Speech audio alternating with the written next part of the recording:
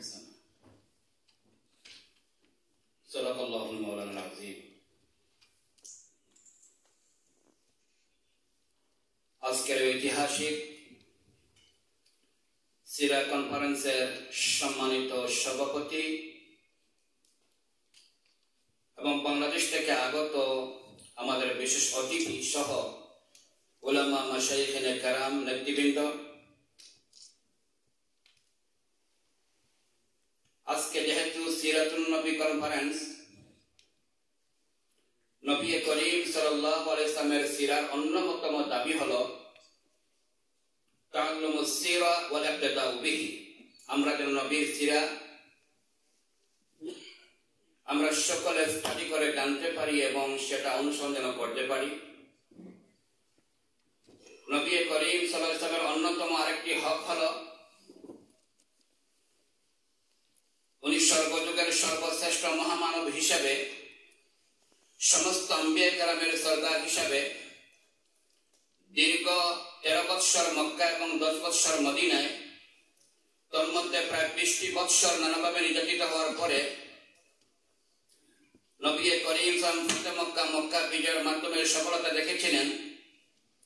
বাংলার মানুষ দীর্ঘ 16 বৎসর পর্যন্ত নির্যাতনের শিকারের পর নতুন যে বিজয় দেখেছে, এটাকে গড়ে তুলতে হলে এবং সকল সংকট কেটে উঠতে হলে সিরাতুন নবীর কোনো বিকল্প নাই। যে সিরাকে অনুসরণ করে নবী করিম সাল্লাল্লাহু আলাইহি ওয়াসাল্লাম এমন একটা সাহাবায়ে কেরাম গঠন করেছিলেন যারা সফল হয়েছিল, যাদের ক্ষেত্রে আমাদের আকীদা এবং বিশ্বাস হলো তারা মেয়ারে হক এবং সত্যের মাপকাঠি।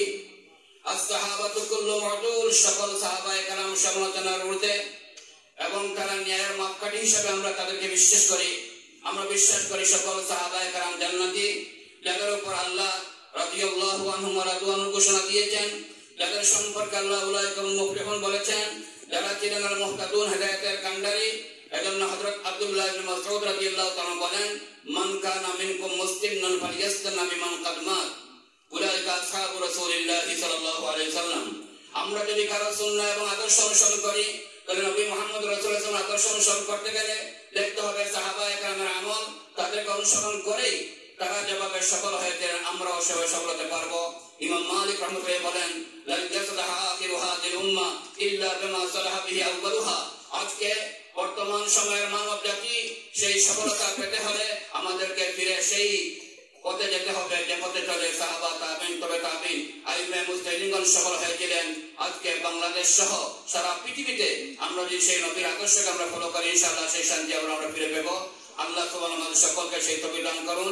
আমি আবারও বাংলাদেশ থেকে আগত আমাদের মহামান্য মেহমানকে ধন্যবাদ জ্ঞাপন করে এবং টিভি ওয়ানকে এবং যারা আমাকে সুযোগ করে দিয়েছেন সকলকে ধন্যবাদ জ্ঞাপন করে আমি আমার কথা শেষ করছি। নাসরু মিনাল্লাহ ওয়া ফাতহুন কারীব। আল্লাহ আমাদের সকলের জন্য কবুল করেন, আমিন। আসসালামু আলাইকুম ওয়া রাহমাতুল্লাহি ওয়া বারাকাতুহু।